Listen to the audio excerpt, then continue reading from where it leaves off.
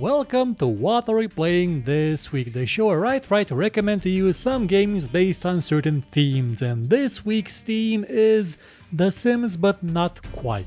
So you want to play The Sims, but people have told you time and again that The Sims isn't something grown people should be playing. It's a kid's game, it's a doll game, one in which you can brutally murder them, but it's a doll game, so as an adult, you shouldn't be playing this, should you? Now let's pretend that people actually say this and the ones who do aren't for some reason not instantly beaten. These games will offer you a similar experience to The Sims, but in a way that makes them seem a bit more, how shall I put this, more not a doll game for 12-year-olds. So that being said, first one up is the Guild 2 in whichever flavor you prefer. Standard, Pirates of the European Seas, Renaissance, Venice, though I believe Venice was Renaissance, I don't know anymore. This is pretty much as The Sims as a game can get without actually letting you build your own dream house. It is the Middle Ages after all, so a dream house is more of a castle which you don't necessarily build, but conquer. Now you don't actually get to conquer your own castle, but you do get to achieve positions of government that let you upgrade your house and become a more upstanding citizen of society, a pillar of the community. And how you make your money in the meantime is no one's business. See, the Guild does something that The Sims didn't. It actually makes the job you have relevant. It's not all just about social thingamajigs and enjoying consumerism to the point where it becomes obvious that they forgot it was supposed to be a parody. You actually have to do stuff in the game. You have to achieve certain objectives to increase the profitability of your businesses, to hire more people. You have to scheme and get elected to office so then you can brag about being all powerful and abuse your power. All the while you enhance your abilities, your own innate abilities like The Sims, but you have actual skill points you attribute. It's a great game if it actually works and doesn't crash, or for some reason works at 5 frames a second even though you have a good computer. It's a Joe Wood game. Remember Joe Wood? Joe Wood didn't have a QA department. It had prayers, and prayers don't work, people. Still, you can find the Guild 2 in whichever variant you prefer on GOG right now for a little bit over €9. Next up is, well, it's a Sims game, and I don't mean that it just looks like a Sims game. No, it's an actual Sims game, The Sims Medieval.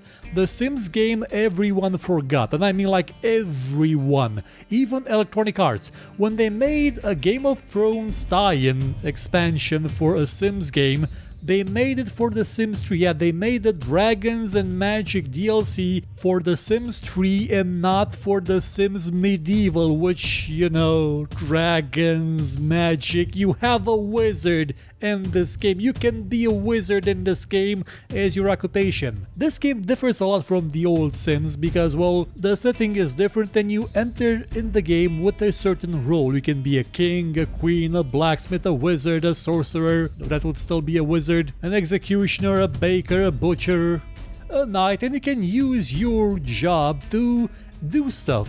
Like as a queen, you can have people executed by sending them to be eaten by a creature that lives in the pit. The Sims Medieval always felt like it had a bit more humph to it, a bit more substance, a bit more stuff to it. You can even send people on quests, though the quests are non-interactive for the most part. But still, it just feels a bit more interesting than the Sims game, mostly because it's not about the day-to-day life. That's just downright boring. And you can find it now on Origin for €12.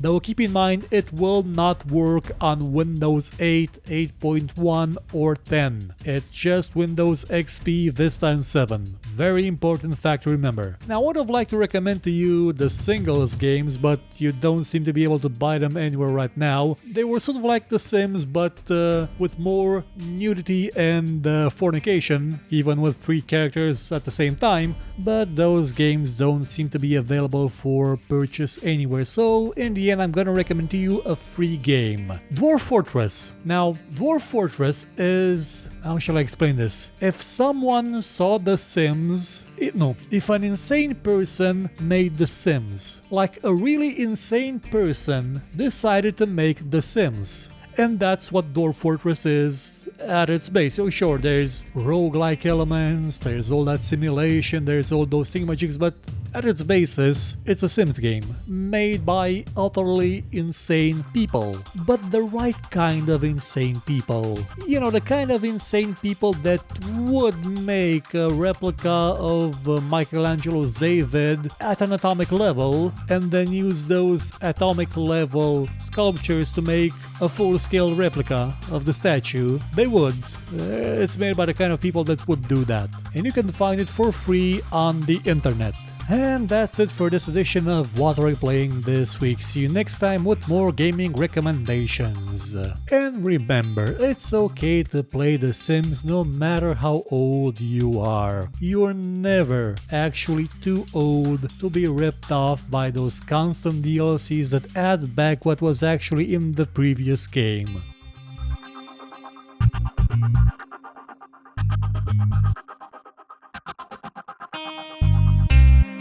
If you enjoyed this show, hit the like button, subscribe, and share it with your friends. Or, if you thought it was horrible, then share it with your enemies and make them suffer. We shall be your weapon of vengeance. But if you liked what you saw, you could, I don't know, maybe donate, because basically YouTube is horrible at revenue, by using the link in the description, or just buy my book. It's a fantasy book about, well, a lot of stuff. I guarantee it won't suck, and if it does suck, you can find me here and complain about it.